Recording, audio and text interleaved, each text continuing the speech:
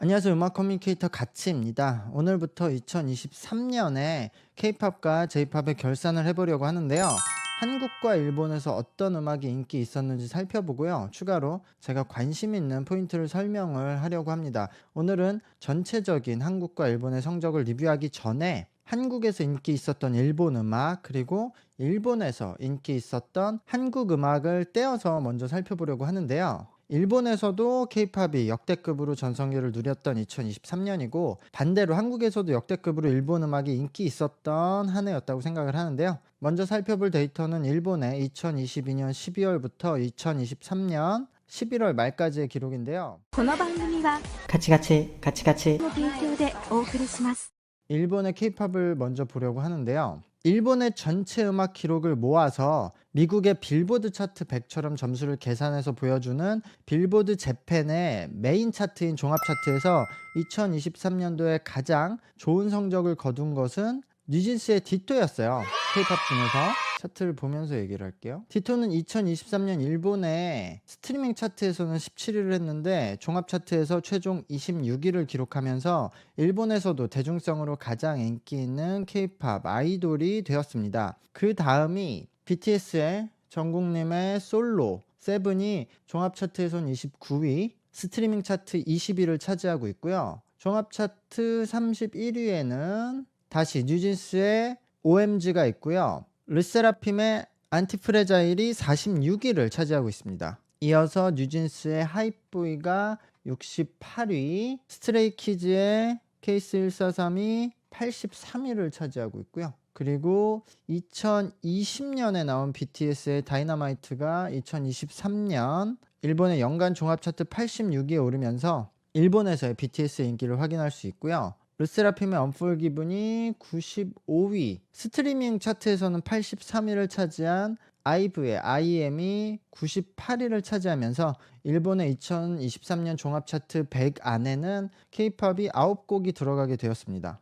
따지면 9%의 비중이 되었네요. 정리하자면 총 5팀의 곡이 들어갔고요. 여성팀의 곡이 6곡, 남성팀이 3곡이 들어갔고요. 하이브의 팀이 7곡, JYP 곡이 1곡, 카카오엔터의 곡이 1곡이 되겠네요. 관심이 가는 항목은 한국에서 인기를 얻어서 일본에 역수출이 된 케이스인 이마세의 나이트 댄서가 종합 차트 97위까지 들어갔다는 점이에요. 한국에서 성공 때문에 일본에서도 관심을 받았지만 일본에서 그렇게까지 이 정도까지 인기를 얻은 건 아닌데, 아마 이 기록은 한국의 데이터까지 합쳐서 나온 결과로 예상이 됩니다. 참고로 스트리밍 차트에서는 여기서 더해서 아이브의 애프터라이크가 96위, 뉴진스의 슈퍼샤이가 100위를 차지했어요. 팀의 숫자는 늘어나지 않았는데요. 생각해보면 이번에 일본의 홍백가합전에 트와이스가 나가질 않고 미사모, 유닛이 나갔었는데요. 미사모를 포함해서 트와이스의 곡이 연간 차트 100에 한 곡도 없는 것도 알 수 있네요. No time to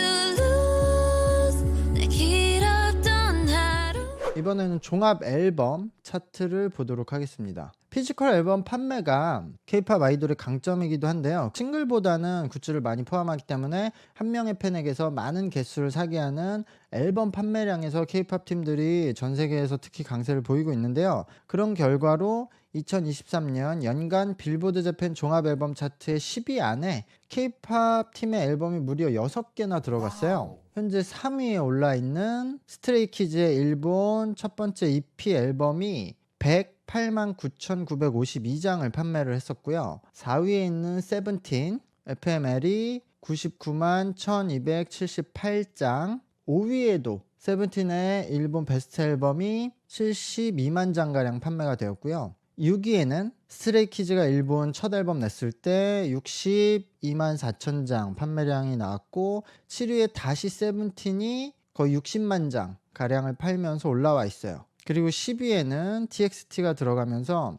앨범 차트 탑10의 K-팝 팀이 60%나 차지를 하고 있음을 알 수 있습니다. 앨범 차트는 상위권과 하위권의 판매량 차이가 굉장히 크기 때문에 50위까지만 확인을 하려고 하는데요. TXT는 10위 말고도 16위, 22위를 기록하고 있고요. 일본에서 강세인 트레저가 17위와 47위를 차지하고 있습니다. 그리고 BTS의 멤버들도 있죠. 정국이 15위, B가 18위, 지민이 20위를 차지하고 슈가가 39위를 기록했고요. 여성팀 중에서 판매량이 가장 많았던 팀은 JYP의 일본 팀인 니주가 23위였고요. 트와이스의 미사모 유닛이 25위, 아이브의 일본 앨범이 34위를 기록했고요. 르세라핌의 언폴기분이 44위를 기록을 했습니다. 아이브의 일본 앨범이 12만 장을 넘게 팔아서 어쨌든 생각보다는 높은 순위를 차지를 했네요. 그 외에도 엔하이픈이 32위와 35위를 차지를 했고요.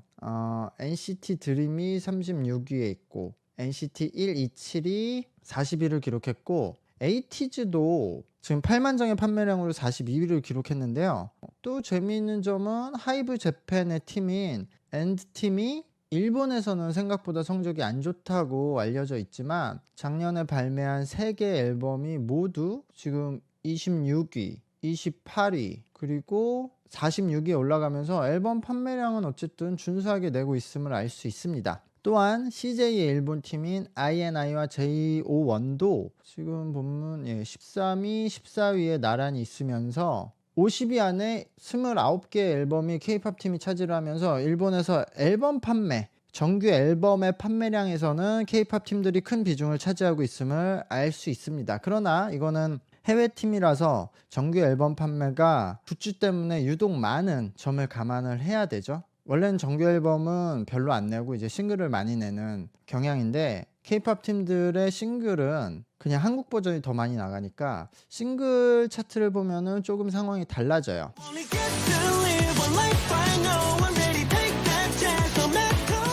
싱글 차트에서는 자니즈의 인기팀이었던 킹프리의 마지막 5인 버전의 싱글이 110만 장으로 1위, 그 외에도 100만 장을 넘는 일본 아이돌 팀들이 상위권을 차지하고 있는데요. K-POP 계 팀이라고 하면 INI의 드롭댓과 태그미를 50만 장 이상을 팔았는데 그래서 이게 16위 그리고 19위를 기록하면서 이게 가장 높은 순위였고요. 그냥 K-POP 팀 중에서는 엔하이픈의 일본 세 번째 싱글 이게 50만 장 가까이 팔면서 22위를 기록하고 있네요. 그리고 르세라핌의 피어리스가 22위로 그 뒤를 이었고요. 역시 CJ의 일본 팀인 JO1이 45만 장 정도 팔면서 24위, 그리고 의외로 NCT 드림의 베스트 프렌드 에버이 이게 30만 장 가량 팔면서 26위를 기록하고 있고요. 비슷한 판매량을 기록한 트레저의 일본 앨범이 30위에 있습니다. 그래서 보면은 싱글 앨범 차트에서는 50위 안에 K-POP 팀의 앨범이 10개가 등록이 되었고요.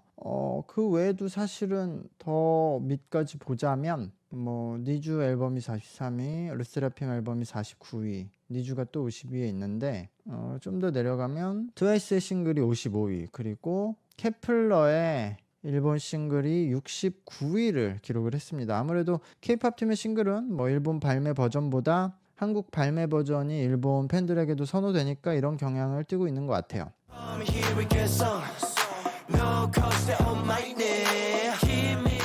참고로 이런 데이터를 종합해서 일본에서 가장 인기 있는 아티스트의 랭킹을 나타내는 아티스트 100 차트에서 K-POP 팀의 제일 높은 순위는 차트 10위를 차지한 세븐틴이었거든요. 세븐틴은 일본의 연간 차트 전체에 총 29곡이 그 각종 차트 100위 안에 들어갔다고 하는데 어쨌든 주의했던 거는 많은 앨범 판매량의 힘으로 종합 차트 10위까지 차지를 했습니다. 참고로 이 차트에서 2021년이었나? 그때 BTS가 연간 차트 1위를 했었어요. 그게 K-POP 팀의 최고 기록이죠. 그 바로 밑에 11위에 뉴진스가 있고요. 스트레이키즈가 있고 18위에 르세라핌이 차지를 하면서 K-POP 팀이 20위 안에 4자리를 차지를 했어요. 이 차트를 보면 2023년에 일본에서 K-POP이 전성기였다는 것을 알 수 있는데요. 바로 그러니까 2022년에 해당 차트에서는 BTS가 5위로 높았지만 트와이스가 15위를 하고 그 당시에 세븐틴은 18위를 하면서 3팀밖에 없었는데요. 현재 BTS가 빠진 상태에서도 4팀이나 높은 순위를 차지하고 있다는 것은 굉장히 고무적일 것 같아요.